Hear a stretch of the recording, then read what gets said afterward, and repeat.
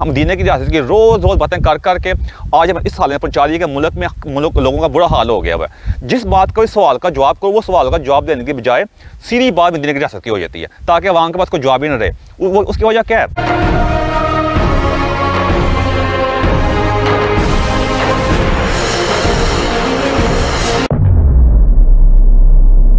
Hello guys, आज की video में इंग्लैंड के पुराने गांव से आपके सामने हाजिर हूँ। मैं इस वीडियो के एंड पे मैं इसको थोड़ा मंजर भी दिखाऊंगा आपको कि यहाँ पे बिल्कुल इलेक्ट्रिसिटी वगैरह ऐसी चीज़ें बिल्कुल नहीं है और पुराने जो लोग थे वो किस तरह रह रहे थे यहाँ पे। आज की ये वीडियो मैं बहुत ही दुखी दिल के साथ बना रहा हूँ। मैं इमरान खान के बारे में जो हमारे से वादे किए गए थे, सब कुछ किया था और जो इल्ज़ामात बाकी सियासतदानों पर लगाए जाते थे और बाकी लोगों के ऊपर भी वही काम दोबारा दोहराए जा रहे हैं, जिसकी वजह से सख्त मायूसी फैलती जा रही है। मेरी आपसे दरख्वास्त है, इस वीडियो को पहले पूरा देख लें, उसके बाद फैसला करें कि क्या ये मैंने इंसाफ किया कि नहीं किया। देखिए, किसी मुल्क का निज़ाम जो होता है वो दो चीज़ों के ऊपर चलता होता है, एक कानून के दायरे के अंदर रहकर और एक अखलाकी इदार के अंदर। जो अखलाकी इदार होती हैं वो उस माशरे को, उसका मजहब, उस माशरे का जो कल्चर वगैरह होता है वो देता है, और जो कानूनी इदार होती हैं, जो कानून होता है वो उस मुल्क के हुक्मरान उसको देते हैं और उस मुल्क के हुक्मरान बनाते हैं ताकि अवाम जो जितने भी शहरी हैं उनको तहफ़्फ़ुज़ मिल सके। अगर आप दुनिया के नक्शे के ऊपर नज़र डालें तो आपको देखेंगे जितने ममालिक का जिन्होंने तरक्की की है उन्होंने अपने कानून को सख्त करके, यानी गरीबों को और अमीरों को कानून के दायरे में बराबर करके किया है, उससे तरक्की हुई है। जो अखलाकी इदार होती है वो कानून जब सख्त होता है उसके साथ से ऊपर जाती हैं। हमारी कौम खुशकिस्मत इसलिए थी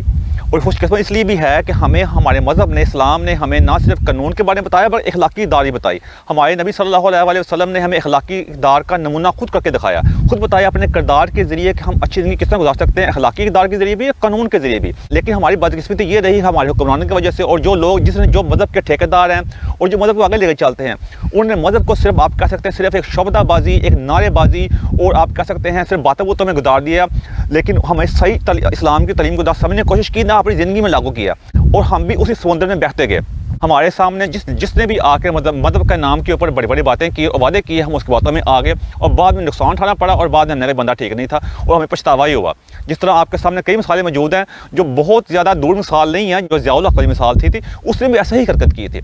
इमरान खान ने अपनी हुकूमत आने से पहले बड़े बड़े वादे किए कि मैंने 22 साल बहुत स्ट्रगल की है, मैं जितने करप्ट लोग हो गए मैं इंसाफ लेकर आऊँगा, और कई बातें थी। लेकिन जैसे ही हुक्मरान बना वो उसके साथ उसकी टोन चेंज हुई, उसने मज़हब का सहारा लिया। जैसे अवाम की तरफ बहुत ज़्यादा वादे उठना शुरू हुई कि आपने 90 दिन का वादा किया था और वादा पूरा नहीं हुआ, तो इमरान खान ने साथ ही आपके सामने, आप भी गवाह इस चीज़ के मदीने की रियासत का नारा लगा दिया। अब आप खुद ही अपने सवाल करें कि मदीना शहर जिस मुल्क में मौजूद है वहाँ पे हुक्मरानों से और अरब किसी हुक्मरान से आप मदीना की रियासत का नाम नहीं सुनेंगे, वो इस बारे में बिल्कुल बात नहीं करेंगे, क्योंकि उन्हें पता है ना कि ये चीज़ें जो इस तरह की हैं ये नारेबाजी वाली हैं। हम अपने अवाम को इंसाफ देंगे, जो उनको पैसे वगैरह देंगे, उनको अच्छी खुशहाल ज़िंदगी देंगे, मदीना की रियासत अपने आप ही उनके ज़हन में आ जाएगी। आज अब देखें दुबई में सारे लोग जाना क्यों पसंद करते हैं, क्योंकि वहाँ पे मज़हब की आज़ादी भी है और दूसरी आज़ादी भी है, इसलिए वहाँ जाके लोग अपना पैसा इन्वेस्ट करना पसंद करते हैं। वरना पसंद करते हैं जिनका पैसा है, मजदूर वगैरह वहाँ भी जाते हैं। छोटा सा मुल्क है और कितनी वहाँ पे आपके नौकरियाँ भी हैं, सब कुछ है। सऊदी अरब देख लें, पहले सऊदी अरब किस तरह का था और आज देखें सऊदी अरब कितना चेंज हो रहा है। सऊदी, अगर जिन लोगों को नहीं पता उनको पता होना चाहिए कि सऊदी अरब में एक नया प्लान तैयार होया हुआ है जिस पे अमल भी शुरू हो गया है, यानी 2030 विजन, यानी 2030 वाला विजन जो है उसके मुताबिक वहाँ पे एक नया शहर बात किया जा रहा है समुद्र के किनारे, जहाँ पे बाहर के टूरिस्ट वगैरह जो यानी जो सियाह वगैरह उनको लेके आएंगे, बड़ी बड़ी बिल्डिंग इन्वेस्टमेंट हो रही है ताकि बाहर के लोग आएँ या हम इन्वेस्ट करें, जॉबें भी क्रिएट होंगी और मुल्क भी तरक्की करेगा। अब वहाँ मदीना मौजूद नहीं है।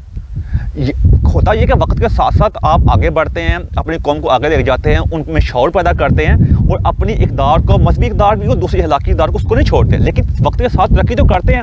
जिस तरह ज़ियाउल हक़ हमारे मुल्क को बहुत पीछे ले गया था, यही हाल इमरान खान कर रहा है। उसने भी वही टिक्का अवाम को दे के हम दीन की रियासत की रोज़ रोज़ बातें कर कर के आज हम इस हाल में पहुँचा रही है कि मुल्क लोगों का बुरा हाल हो गया हुआ है। जिस बात का सवाल का जवाब करो, वो सवाल का जवाब देने की बजाय सीधी बात दीन की रियासत की हो जाती है ताकि अवाम के पास कोई जवाब ही न रहे। उसकी वजह क्या है? उसको पता है हमारी अवाम का मज़हब के साथ हम और हमारे नबी सल्लल्लाहु अलैहि वसल्लम की ज़िंदगी के साथ और उनके साथ एक खास लगाव हुआ है, उस बारे में लोग जो है ना फिर थोड़ा सा सवाल ज़्यादा नहीं करते। अब उसने ये टिक्का तैयार कर लिया और ये बहुत ही अफसोस की बात है और इसी के अंदर एक दिन उसकी पकड़ हो जानी है। आप मेरी वीडियो को संभाल के रख लें। उसके बाद एक बंदा जो बड़ी बड़ी बातें करता है कि मैंने 22 साल की स्ट्रगल की थी, 22 साल की स्ट्रगल के बाद वो एक वज़ीर ख़ज़ाना भी अपना नहीं लेके आ सका। वज़ीर ख़ज़ाना भी उसका जो पीपल पार्टी का या मुशर्रफ दौर के वज़ीर ख़ज़ाना, कितनी बड़ी नाअहली है। उसके बाद आप देखें कि इसने बड़े बड़े वादे किए, हम IMF के पास नहीं जाएंगे, हम इसकी कोई ज़रूरत नहीं है। उसके बाद एंड पे जलील ज़ुल्ल होकर IMF के पास जाना ही पड़ा, उनकी सारी शराइत भी माननी पड़ी। अगर देखा जाए क्या IMF जो है मदीना की रियासत का अदारा है, वो भी उन्हीं का अदारा जिसके बारे में ये बातें करता है। यानी आप कैसे तकरीरें सुनेंगे इसकी, और ये कह रहा होगा हमें यूरोप की इक़्तिदार को अपनाने की कोई ज़रूरत नहीं है, अमेरिका इस तरह का है, अमेरिका उस तरह का, बड़ी बड़ी बातें कर रहा होगा। हालांकि इसने सारी ज़िंदगी वहाँ पर गुजारी है, सारी यशीश ने वहाँ पर की है, एंड पे इसकी मदीना की रियासत याद आ गई है। हर दूसरे दिन डॉलर के बारे में बात हो रही थी, डॉलर भी मदीना की रियासत की करेंसी नहीं है, डॉलर भी उनकी करेंसी है। अब यूरोप के बारे में बात करने के बाद, सारी ज़िंदगी वहाँ गुजारने के बाद, शादी भी इसने वहाँ पे की, बच्चे भी उसी यूरोप के अंदर ज़िंदगी गुजार रहे हैं। अब कितना बड़ा तज़ाद है, और मुझे कहना पड़ेगा मुनाफिकत भी है। अगर अब तो बच्चे बालक भी हो गए हुए हैं, अब बच्चों को कोई मसला भी नहीं है कि माँ के पास रहने का, वो यहाँ पे आके पाकिस्तान में रह सकते हैं और इसके साथ ज़िंदगी गुजार सकते हैं। पाकिस्तान में प्राइम मिनिस्टर से बड़ा ओहदा क्या हो सकता है? सबसे बड़ा ताकतवर ओहदा भी तुम्हारे पास है। बच्चों को यहाँ पे लेके आओ, उनको दिखाओ जी मैं मदीने की रास्ता बना रहा हूँ, तुम यहाँ आके रहो, क्योंकि यूरोप की इक़्तिदार अच्छी नहीं है। अब कई लोग ये सवाल करेंगे सारी ज़िंदगी उन्होंने वहाँ गुजारी हो, यहाँ के कैसे रह सकते हैं? भाई नंबर 1 बात ये है कि उनका बाप जो है ना वो वज़ीर आज़म है, कोई आम बंदा नहीं है। और दूसरी बात है किसी मुल्क में ज़िंदगी गुजारना, वहाँ पर जाना, उसमें एक बड़ी बात भी नहीं होती। क्या हमारे लोग जो अपने मुल्क से जाकर दूसरे मुल्क में जाकर ज़िंदगी नहीं गुजारते, अपने को चेंज नहीं करते? क्या मतलब है उनकी ज़िंदगी ख़राब हो जाती है? इसी तरह उसके बच्चे भी पाकिस्तान में आकर ज़िंदगी गुजार सकते हैं। उनका बाप वज़ीर आज़म है, वो मदीने की रियासत भी बना रहा है अगर देखा जाए तो। उसके बाद आप पंजाब की मिसाल ले लें। अब पंजाब की मिसाल के अंदर भी इसने उस्मान बज़दार को, उस बंदे को लगाया जो बंदा 2-3 महीने पहले PTI में शामिल हुआ था, उसका कोई आपका बैकग्राउंड चेक पहले मुस्लिम लीग नून में आया था। यानी कितनी बड़ी आप कह सकते हैं तज़ाद है कि तुम्हारी 22 साल की स्ट्रगल जो लोग जो हर वक्त गोली दी जाती है, उस 22 साल की स्ट्रगल में तुम एक बंदा भी ऐसा पैदा नहीं कर सके कि जो आके एक सबसे मजबूत और बड़ा सूबा जो है उसकी बागडोर संभाल सके। क्योंकि जब लोगों को आदत पड़ जाती है शबाश शरीफ जैसे लोगों की, जो लोगों को गोलियां दे रहे होते हैं और जो बड़ी बड़ी बातें कर रहे होते हैं और जो उन्होंने पुलिस वाली बनाए हैं, जो कुछ भी उन्होंने किया है, फिर उनको स्ट्रॉन्ग एडमिनिस्ट्रेटर की जरूरत होती है। ऐसा वज़ीर आला और ऐसा बंदा जो आके सारी ब्यूरोक्रेसी को, हर चीज़ को नफ्त डाल सके। इसलिए तो आज मसले में साया 7 IG ऐसे चेंज नहीं हो गए हुए, इसलिए चेंज हो गया कि बंदे से कंट्रोल नहीं हो रहा, बंदा सिर्फ वहाँ डमी पर रखा हुआ है। यही मसले में साया जिसकी वजह से आज मुल्क इस मुकाम पर खड़ा है। अक्सर बात कर रहे हो कि मैंने बड़ी स्ट्रगल की, मैंने हर चीज़ अचीव की। वर्ल्ड कप की मिसाल दी जा रही होती है। जो लोग 1992 के वर्ल्ड कप की बात करते हैं वो चीज़ भूल जाते हैं कि पाकिस्तान 1988 का वर्ल्ड कप जो है इमरान खान की क़यादत में हार चुका हुआ है। उसका जो मुद्दा था वो सलीम जाफर पे डाल दिया गया था कि पाकिस्तान को 18 रन से लेट हो पे। उसके बाद 1992 का वर्ल्ड कप जो था उसमें पाकिस्तान बाहर होया पड़ा था, वो तो बारिश की वजह से पॉइंट मिल गए। उसके बाद बड़ी मुश्किल से हम वहाँ पहुँच गए। इसकी मैनेजमेंट इतनी हाथ थी, वो अल्लाह के करम की वजह से, किस्मत की वजह से मैच हम जीत गए और इसको सारा क्रेडिट मिल गया। ठीक है, कप्तान का क्रेडिट मिलना चाहिए था, लेकिन इसमें कोई मैनेजमेंट का इतना कोई खास किरदार नहीं था जिसका ये क्रेडिट लेने की कोशिश करता बार बार। उसके बाद आप देखें कैंसर हॉस्पिटल के बारे में भी, कैंसर हॉस्पिटल एक अच्छा इनिशिएटिव है। इस तरह के इदारे जो होते हैं वो हुकूमत के पुष्ट बनाए के बगैर आगे नहीं चल सकते। अगर फर्ज कर इसकी आज ज़िंदगी खत्म हो जाती है, कैंसर हॉस्पिटल आगे कैसे बढ़ेगा? इसकी डिवोर्स वगैरह भी इसने कहा जी मैंने उसके पैसे मुझसे नहीं लिए जी, मैं बड़ा खुददार निकला हूँ। अगर जो लोग तो बाहर के मुल्क में रहते हैं और जो कानून को जानते हैं, उन्हें पता है कि यहाँ पे जब कोई तलाक वगैरह होती है ना, जहाँ हस्बैंड जो होता है अगर वो अमीर होता है उसको ज़्यादा पैसे होते हैं तो आधे पैसे बीवी को मिलते हैं, अगर बीवी अमीर होती है तो आधे पैसे बंदे को मिलते हैं। इसमें कोई गलत बात नहीं होती। और इस्लाम भी कहता है कि जिस मुल्क में रह रहे हैं ना उस मुल्क के कानून को एहतराम करना आप पे लाजम है।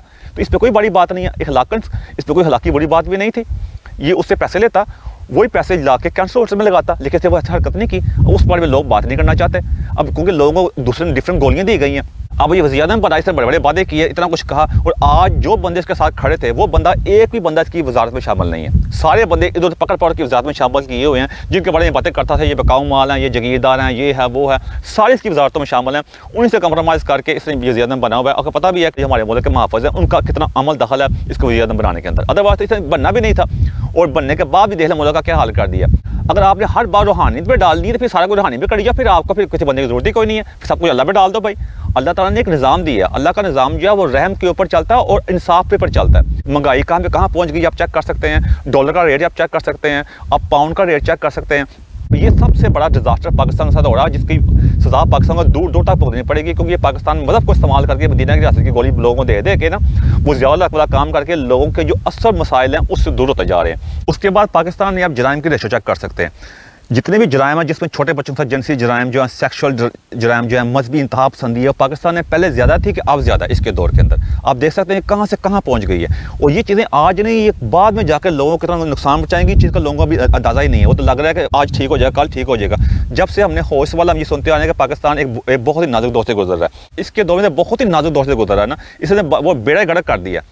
मुझे सोच से कहना पड़े ये बातें, मुझे दिली तौर पर दुख हो रहा है, क्योंकि हमने इसका पूरा सपोर्ट किया हुआ है। जिन लोगों के बच्चों के साथ जो अब जिनसे जराइम हो रहे हैं, अब उनकी हालत चेक करें जाके, किसी एक के साथ भी हो सकता है। सोचें कि आपके साथ भी ऐसा वाक़या पेश आ सकता है, उसका जवाबदेह कौन होगा?